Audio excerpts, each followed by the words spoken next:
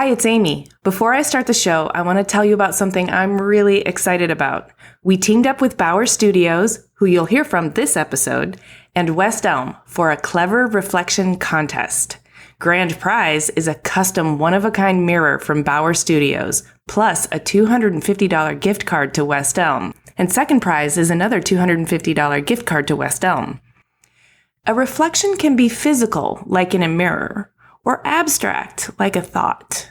So to enter, we're asking you to create a short video that showcases a reflection visually, while you share a personal reflection verbally.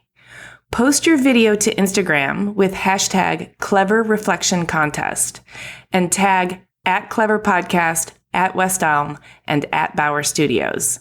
The last day to enter is August 18th. For the full contest details and official rules, visit cleverpodcast.com/reflectioncontest. Now, on with the show.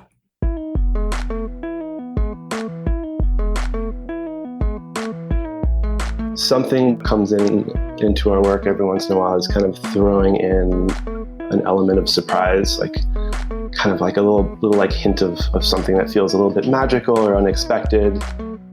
Hi, everyone. I'm Amy Devers, and this is Clever. Today, I'm talking to Danny Giannella, Tammer Hijazi, and Jeffrey Renz. Together, the three of them are Bauer, a New York City-based studio with a multidisciplinary approach to contemporary furniture and product design. With a focus on mirrors, they explore perceptions of depth, light, and self. Through a free-thinking experimental process, Bauer aims to bring unexpected objects and environments into people's lives, with reflections taking center stage. They believe, of all the things we surround ourselves with every day, the mirror is most closely related to our consciousness, a humble technology for understanding ourselves. This defining spirit of discovery is present throughout their collections and is passed on to those who engage with a Bauer design. So let's hear from Danny, Tammer, and Jeffrey.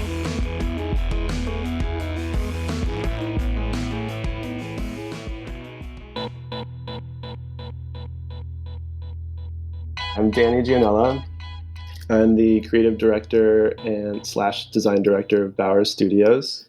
Bauer Studios is a contemporary furniture design studio where we design and make a range of products from furniture, lighting, home accessories, but with a focus on mirrors. That's our concentration.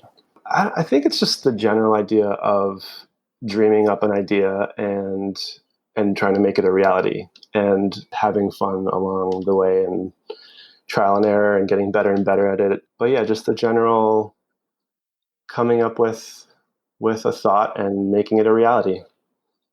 This is Tammer from Bauer Studios. I wear the hat of design / creative director alongside Danny.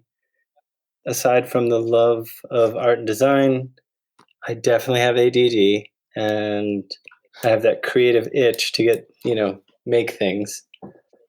So the process of design, make. I'm definitely a hands-on person.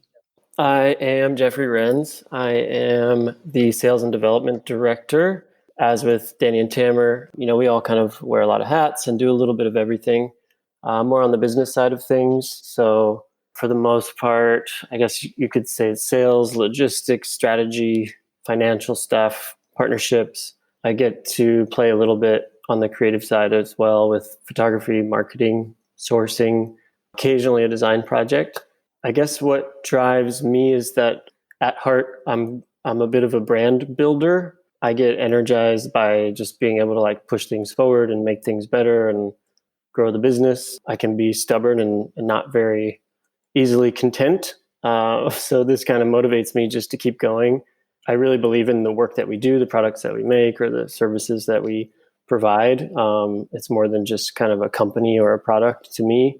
So it just feels natural and automatic to fight for the business or for the growth wherever we see an opportunity. Wow, well, that does sound like a really balanced and dynamic trio. But before we get to the trifecta of awesome that you have become as Bauer Studios, can we go back to pre-Bauer times and learn a little bit about you individually? What was the sort of path of your life before you got to Bauer? This is Danny. For me, it kind of started in high school. I was fortunate enough to go to this art school every afternoon during high school, like from 1 to 4 o'clock. Just was exposed to all kinds of visual arts, drawing, painting, sculpture, video, photography. It was like art school, but at a pretty young age. So it was definitely formative for me, and kind of a time where I identified myself as an artist. In your teens, you're kind of looking for identity. So I really hung on to that, and that's kind of who I became. And there was a college visitation trip junior year where we all got on a bus and hopped around different art schools. We stopped by RISD. That was the day I learned about design. And I was super interested in it and pretty relieved, to be honest, because something I struggled with at the time with art was I always enjoyed learning about the techniques, but never really knew what to draw or paint or sculpt. Like I didn't really feel like I had anything to say. So it felt like design was very grounding in that way. It was just a very practical. It had very practical parameters. You design a functional object, and then within that, I had space to release my creativity. So it just felt really like a good fit for me. And and then I ended up going to RISD and studied industrial design there. I was pretty drawn to, similar to Tammer, I'm pretty hands-on and drawn to the studios, mostly furniture studios. I spent a lot of time in the wood shop. And the reason I was into those was because I could see an idea through to the end and have the final object that I could look at and use and critique firsthand. Sit on and live with. Yeah. No, I'm the same way. I studied furniture design at RISD too. And I also needed the sort of practical parameters in order to give myself permission to express my creativity. But then I really appreciated taking something from abstract to tangible, from theoretical and hypothetical to real. And the materiality of it and the physics of it and everything is only really understandable when it becomes real. And it was a pretty big contrast to, some of the other classes where you're designing gadgets and you end up with like a computer rendering or a styrofoam model. There's just it's not as intimate of a connection to material and usage. So that's pretty much how I got into furniture. It was just because I could make it at RISD. So after graduating, I ended up working in the wood shop as a fabricator for Uhuru Design, which is a furniture design build studio in Red Hook, Brooklyn. And that was fun. It was a bunch of guys, mostly from RISD, actually. It's really where I refined my craft as a woodworker, got more of an intimate knowledge of just woodworking and fabricating in general. They had pretty high standards compared to school. I was on the hook for making things nice. And that's actually where I met Tammer. He joined the production team there about a year after I started. And we worked alongside each other. We hung out after work. We became friends. And Tammer is like a very sociable guy. So yeah, he was really good at meeting people and started getting like these side projects outside of work and needed an extra hand here and there. So he would ask me for help. And so it was kind of how we started working, just the two of us outside of our jobs. Yeah, that's kind of how our like business partnership originated, I guess, was just from working together and then a little bit outside of working hours. Nice. Tammer, do you want to backtrack to your sort of pre-Bauer story and then confirm or deny what Danny's accused you of? For me, I would say I had a mentor growing up. He was our family friend. He was actually my older brother's best friend. And he had gone to school for fashion design. And I just always admired him, his style, everything. Even in high school, the classes I took fashion. There was a fashion class in high school. I took that class. I was like one of two guys in there. There was also a shop class in my high school. I took that. I think that was mandatory. Anyways. Eventually, he went off to Paris and London, and I hadn't heard from him in so long. And My parents split up at a certain point. I end up moving to Gainesville, Florida. I'm in high school there now, finishing up, and I go to school pretty much. All of a sudden, Tony, this friend of mine, mentor, reaches out to me saying he has these projects he's working on, not related to fashion. And he asked me for help. And I was like, of course, yes, I'll be there. And he's in DC, and I fly back. And from there, he opened this door to like be this creative person. He pushed me. I haven't really thought about it till today, the questions. I don't think Danny even knows this. That's what I'm saying. Who are you? And also, where's Tony now? Tony's still in DC, and he's left the life of fashion. I learned a lot from him, and eventually I went back to Gainesville, started doing my own little projects and furniture, and I like did some build outs in bars in Gainesville. And like looking back, it's very kitschy and small town looking. Yeah, but you got to get that stuff out of your system so that you can graduate to a more sophisticated thing. Otherwise, you'd be getting it out of your system now, and that would be bad. Right. That would be bad. But from there, I kind of over being in Gainesville and knew I wanted to be in the field of furniture somehow. So I saw Uhuru. I like saw their like website and was just admired their work at the time, considering I was doing like a lot of reclaimed stuff. So I got to New York, and after about 3 or 4 months there, I finally got a job with Uhuru. So you guys met at Uhuru and sort of bonded on the shop floor, but then started doing some side jobs together and really enjoyed your collaborative dynamic. And those side jobs, you decided to sort of formalize that into your own studio. Is that the gist? I mean, even before that, we would just pretty much take on any little job. Just like, even if it was like, I need a new cabinet next to my dishwasher, we'd be like, okay. One day I was on a train and there was some confusion with the train, and I met the owner of this the bar owner's wife on the train, and she just told me what she did, and I told her what I did. And then she's like, oh, my husband's opening a bar and they actually need someone. I was like, oh, here's my number. That was the start of the biggest project we'd done pre-Bauer. Yeah, it was kind of crazy thinking back, because our bosses at Uhuru were nice enough to let all the employees, it was kind of a perk of working there, was that you could use the shop after hours for your own personal projects.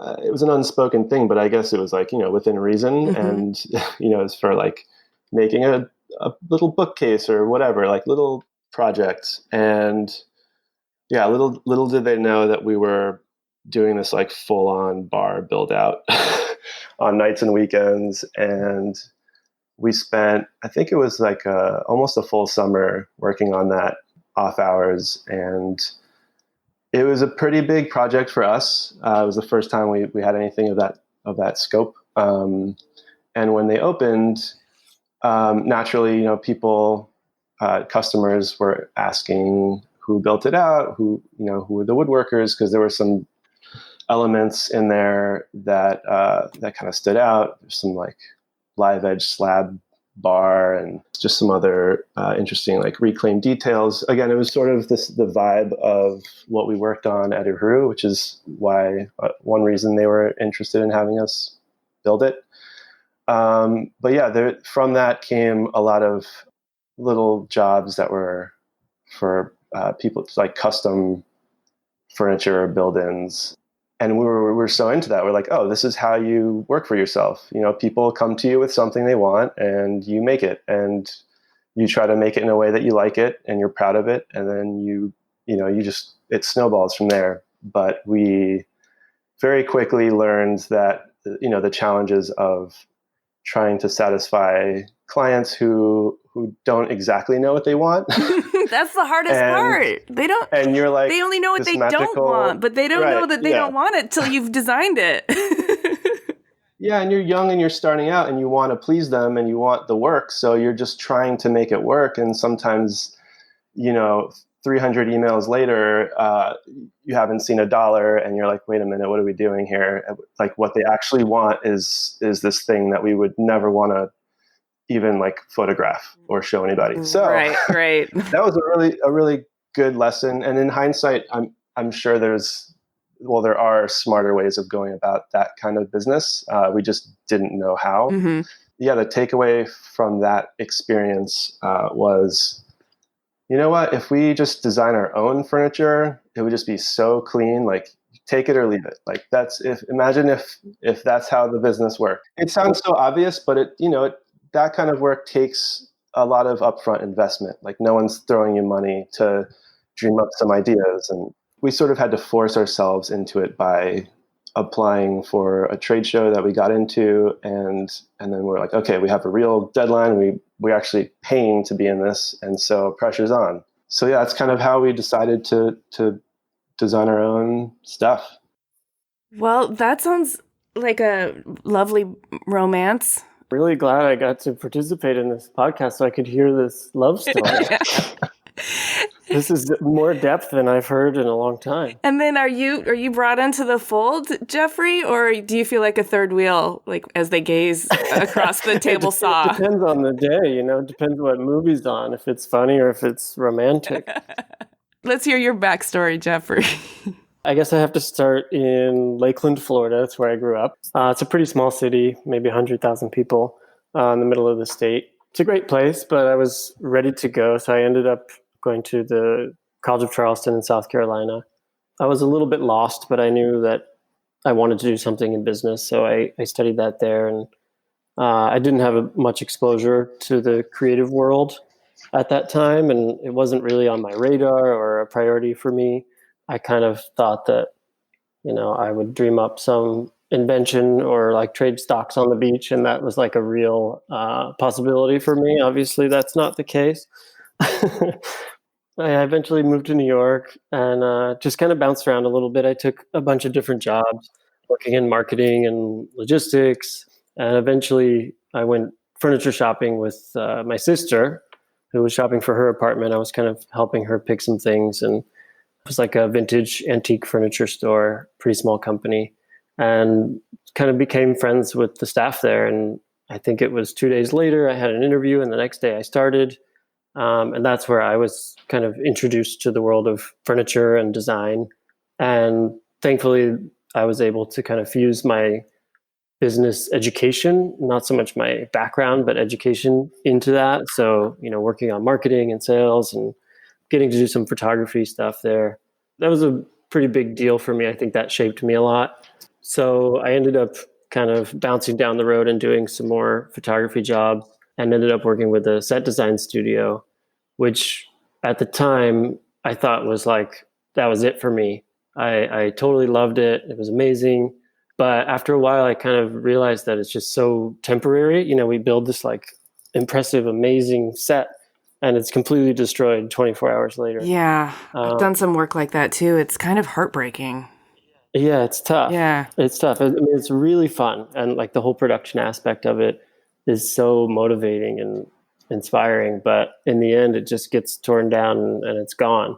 So I kind of found myself being more interested in objects and pieces, sight unseen off-site. That's where I found Bauer. I think it was their first show ever down in Soho. And went with some friends and just was hanging out in the Bauer booth for a while. And nobody was there, by the way. It was completely empty. And I was like, these guys need some help, obviously. But no, it was amazing. And I loved the work. I thought it was like so fresh and just felt like the potential. I didn't know their story, but it just seemed like there was so much room to grow just by what I was seeing. So I emailed them.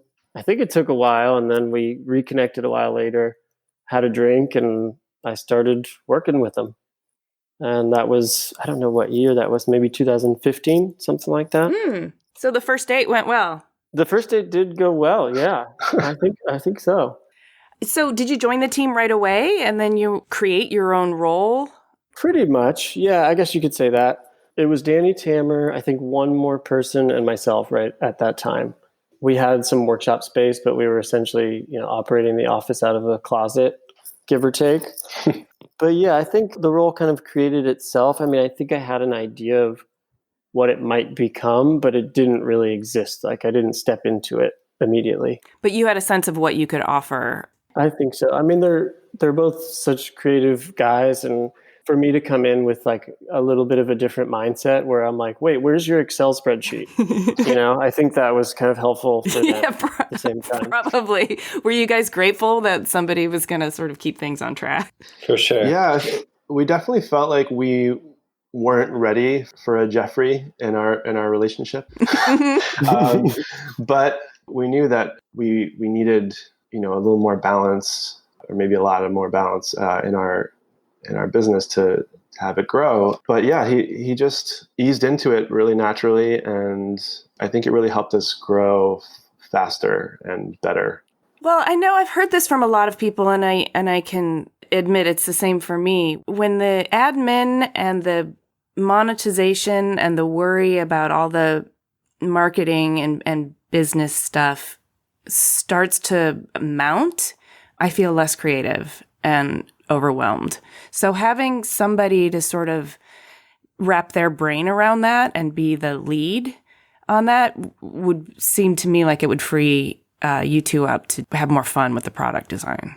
Yeah, it's something we still try to manage to this day, as just trying to find ways to keep everybody in their sweet spot so that they can do what they're best at and enjoy the most. And of course, we, as said before, we share a lot of hats and do a lot of different roles. But yeah, I think that helps a lot, is having more help to keep you in your sweet spot. We're a pretty loose bunch. When Danny and Tammer were like, we want to make this 7-foot fountain, you could imagine the expression on my face. But it was great in the end. We're pretty loose on some things. I want to know the naming story, because none of you are named Bauer. So where did that come from? The naming started, obviously pre-Bauer. We went months of trying to figure out a good name. The lists went on. We would spend weeks just coming up with silly names just for fun, just to laugh at, and then thought we had something. Definitely one of the most difficult things, probably same as like naming your own child. Maybe not the same as naming your own child. But Danny one day after all this came in and had just watched Planet Earth or something, and David Attenborough had revealed the bowerbird to him. I don't know if we used to have a link of this video on our website. I don't know if it's still there on the About page. He puts these treasures on display within and around a construction that has taken him years to build.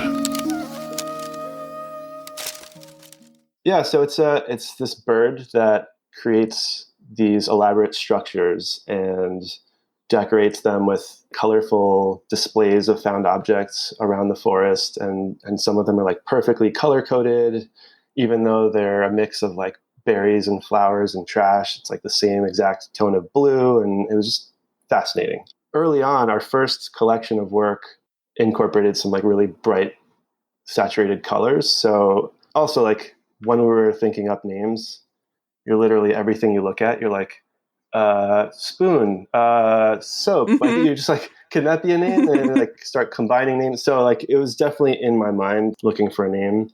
But it felt like a nice tie-in. And also the word bower, the bird's namesake, it means home, and it's named after the home that it constructs. So that also makes a lot of sense because we make home objects. So that's the story of the bowerbird. Yeah. And is this a mating ritual? Sure is. And is it the male or the female of the species that makes these elaborate designs? It's the male. Yeah, so this does line up perfectly. Have you guys found your mates since you started making mirrors? I found a mate. Okay. I'm still building my bower. Okay. Now that you guys have been in business for a while and you have collections, you have furniture, mirrors are your specialty, but you do 7-foot fountains and custom and collaborations. There's a DNA of the brand. There's a cohesiveness, but I love that you've also like not limited yourself to specific silos of product types. How would you describe some of those through lines? Like how would you describe the DNA of the brand? Something we are naturally drawn to is just like very simple shapes and combinations of shapes. And I think it's maybe something not only that we're attracted to, but we just feel like it's just like a human, like a natural, people just are attracted to simple forms. So that's something in just like kind of our aesthetic language that's pretty consistent, that just naturally comes out.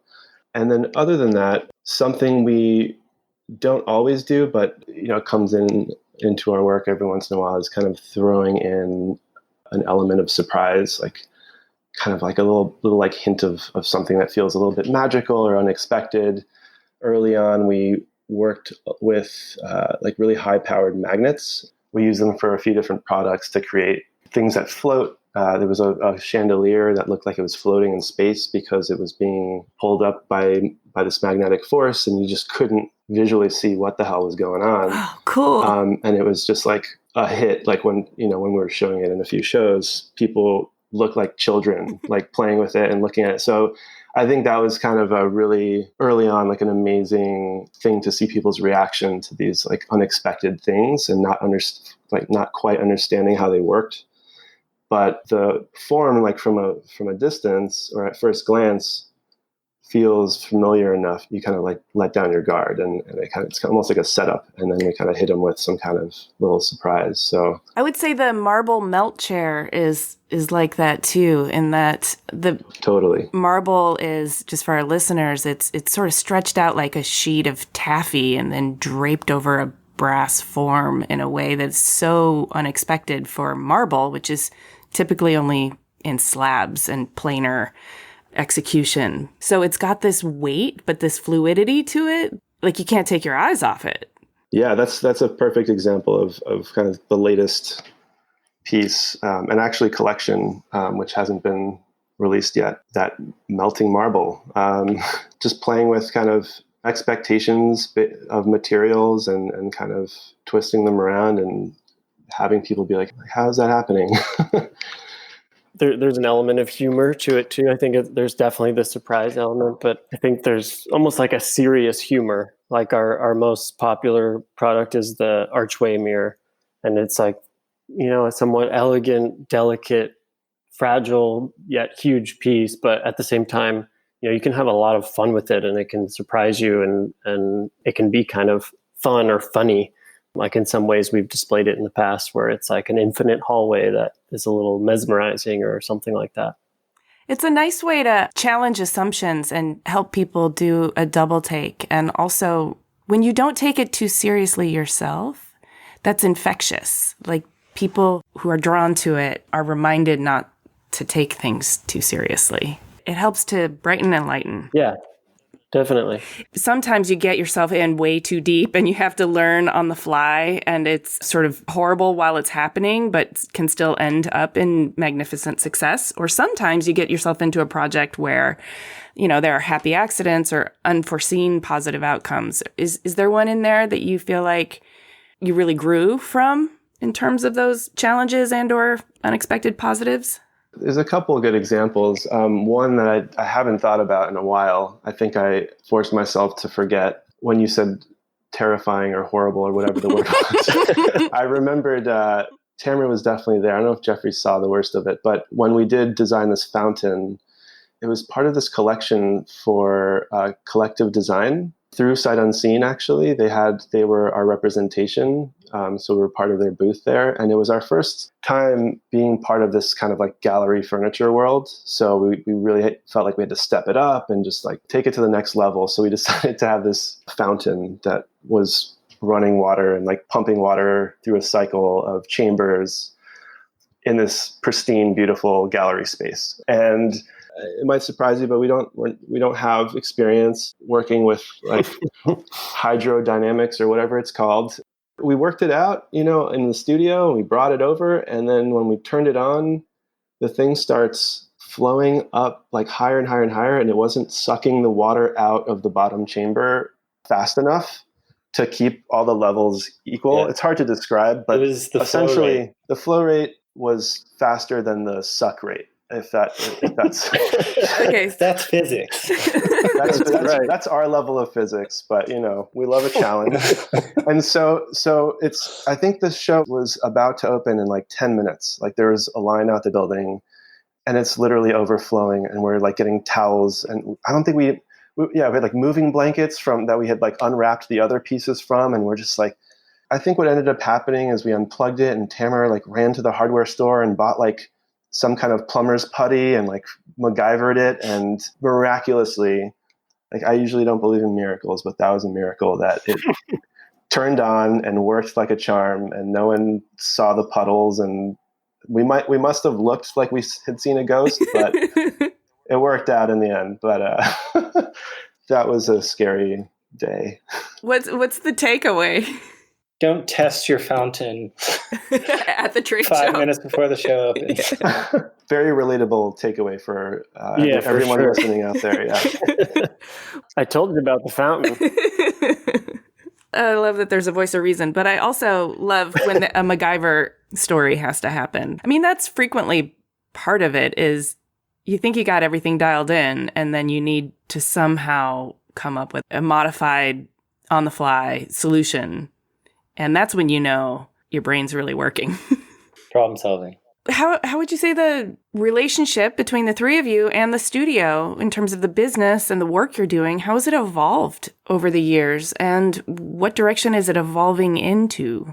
It's been a pretty organic process. It's sort of like a stream of consciousness where we're informed by our previous work, but inspired by new things. Like we definitely, after a few collections, have created a language that just feels like Bauer. And so it's pretty quick for us to recognize if something fits into our DNA or not. At this point, it comes pretty naturally to us. We don't really have to question it too much. That being said, we don't really like getting too comfortable with what we know. Like we could just keep cranking out like the same mirrors and probably be okay for a little while. But it gets boring for us. It probably gets boring for our audience. Like I think that it's kind of a contagious spirit that like if you're having fun with it, if you're challenging yourself, I think it comes through in the products and the objects. So it's a great motivation to just keep pushing ourselves with fresh new ideas and still have it feel like it makes sense in our body of work. Would you characterize yourselves as just curious experimenters or lifelong learners? Is that why you want to, I mean, obviously keeping things fresh, there's a lot of good sound logic for that. But it also can sometimes be hard, especially when you have a few hit products that could easily keep the lights on for a while. I definitely think we have to, at the same time, keep in mind the reality of running a growing business and having employees and, doing the best we can in terms of that. In terms of evolution, we've become more professional. We've become better at kind of navigating the industry. We have to plan more, which can be a little boring, but we also have to keep space for that freedom. It's kind of what we talked about earlier, that balancing act in our sweet spots. I think we are a pretty ambitious bunch, sometimes good, sometimes not so good. And we have, crazy ideas and crazy goals that seem impossible. We probably wouldn't want to share them here just in case, but it's also a loose trajectory. I would say that we're kind of dreamers who are also good at executing. It just evolves and changes over time, but it seems to be working, so we're continuing that. So I want to get into your creative process because I love to hear the dynamics of collaboration. I think it's fascinating across all different kinds of creative disciplines. So when the three of you get together to embark on a project, or maybe you land a client, or maybe there's an idea that one of you is pushing, what's the flow? Like, how do you work through the fuzzy phase where everything's just figments and fragments into focusing it into an idea and then developing like a recipe for execution? What does that look like between the three of you? Tammer and I, we thrive in the fuzzy phase. I think that's our favorite part of the process because there's, and we consistently don't hold back. even though we've shot ourselves in the foot a couple times because of that. But, we honor the freedom of dreaming in the beginning. And over time, we've gotten smart about what's possible, what's not possible. So that's kind of always in the backs of our minds. We always start off very open, and we try not to be too safe in the beginning. Even if it feels like a pretty straightforward brief, we try to get their attention a little bit at first, like surprise them with some stuff. Yeah, and then we have a very open, democratic culture in the office, in the studio. Everybody can look at what we're working on, can have a say. We throw out ideas that we're not even sure are good because someone else might hear something good in the ideas or see something in a sketch that's actually better than what was intended originally. So we have a very open kind of ideation process. And it's not until something kind of like strikes us on like both an emotional and like a sort of functional level and it's pretty obvious when it does, that we start kind of honing more into that direction and iterate and just kind of refine and execute. Do you feel kind of a palpable crescendo as this is happening, when everybody's kind of aligning with the direction and you're feeling excited? Yeah.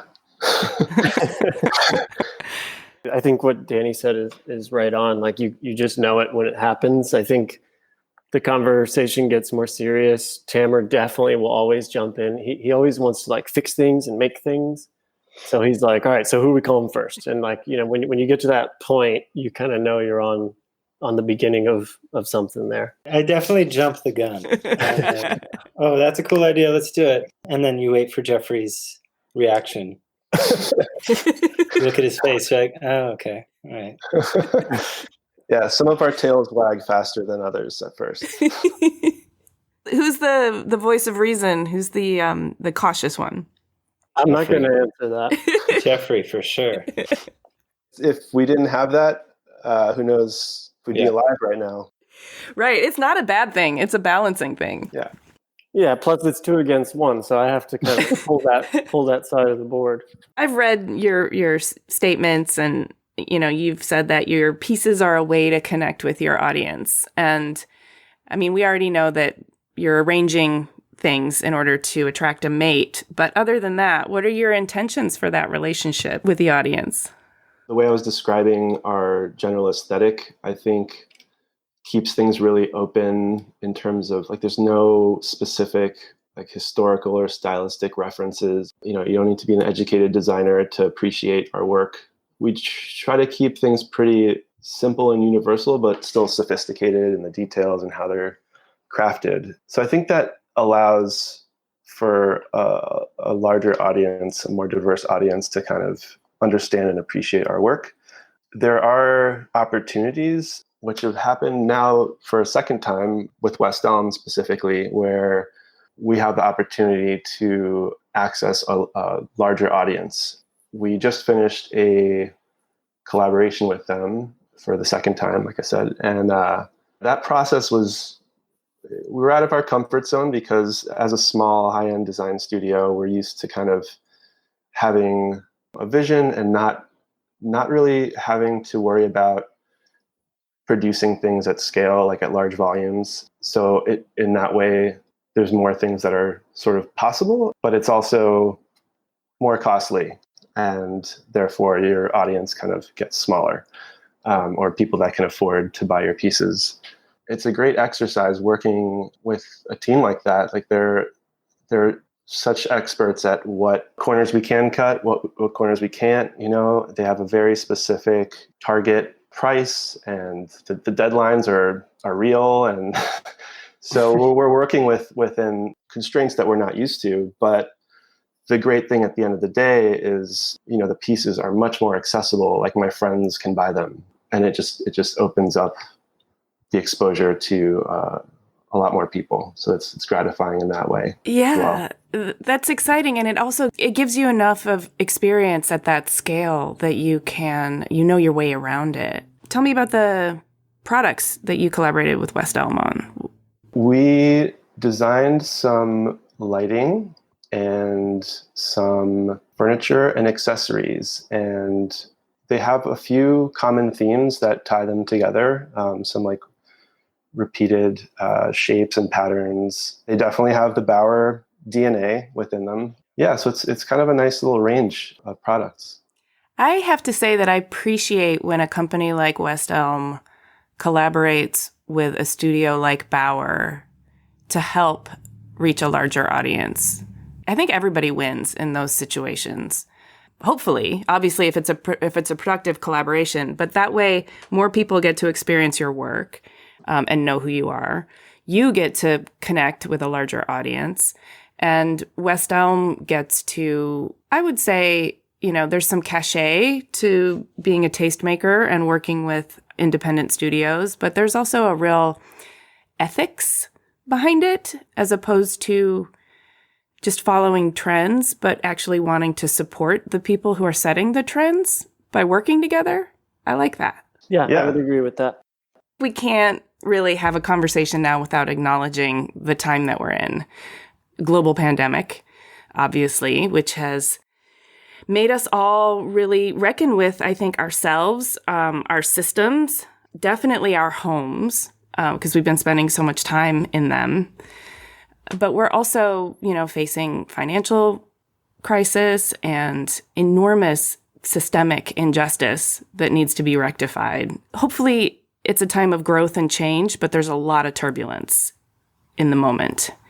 And I think a lot of people are cracking themselves open and kind of sorting through what to keep and what to jettison and crystallizing priorities.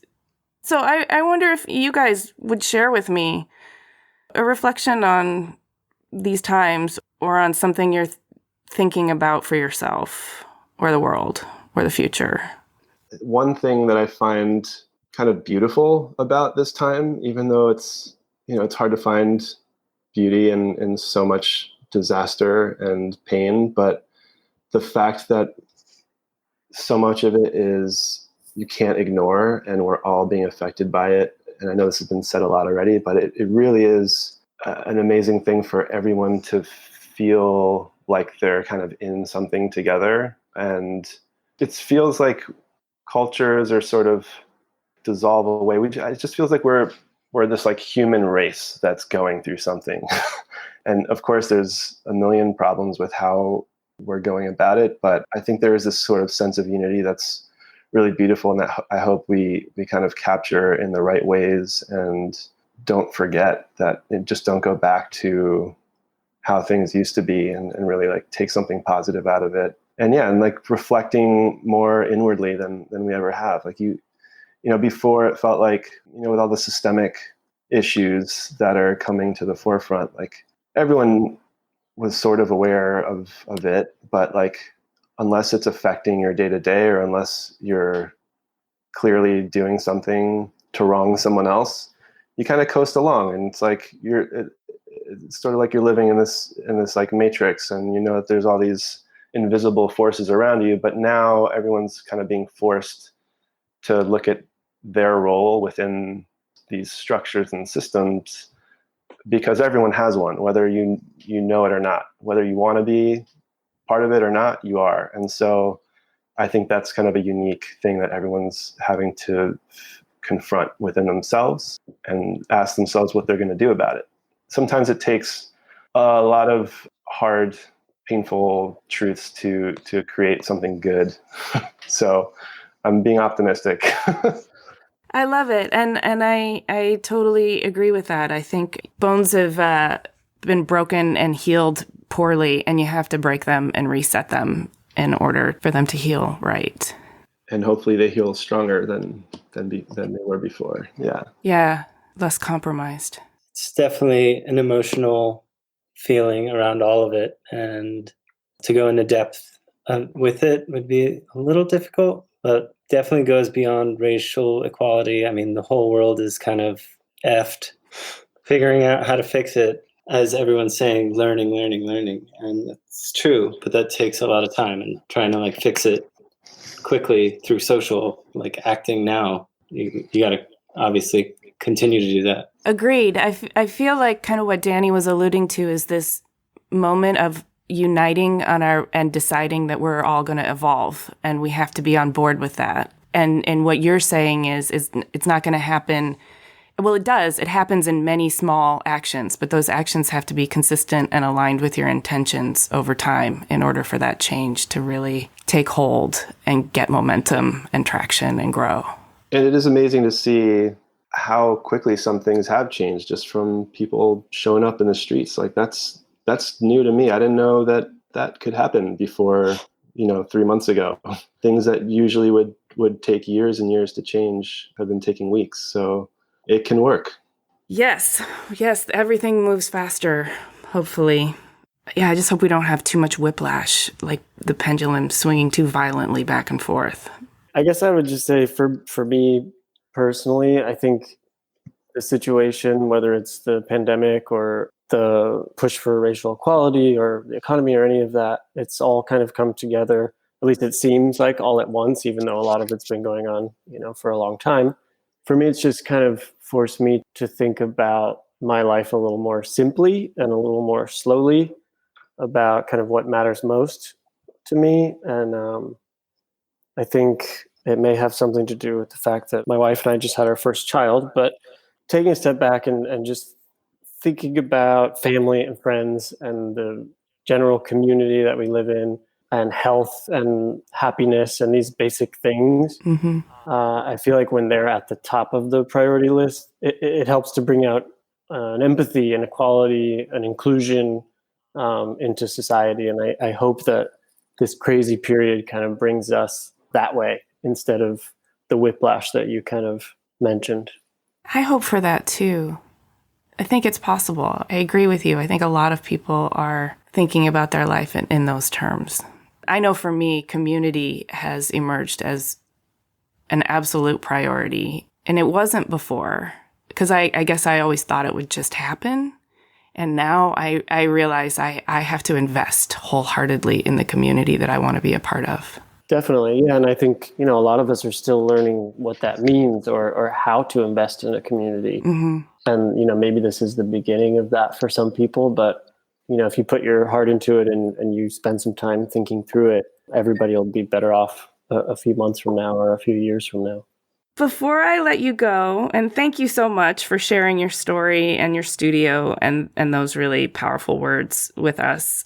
I always do like to give our listeners something to look for in terms of a project or something that's in the pipeline. I know you mentioned West Elm, so do you have a launch? Yeah, it is launching in early August, the 3rd. So look out for it. And we have our own collection as well, which is an expansion of that melt chair that we talked about earlier, the melting marble chair. We now have full collection based on that launches in the fall. Thank you so much. I really liked hearing about how you all met, the dynamic that you've formed, where you're going with your work, how the collaborations come together. Thanks for listening. Remember to go to cleverpodcast.com/reflection-contest for all the details and to enter the contest.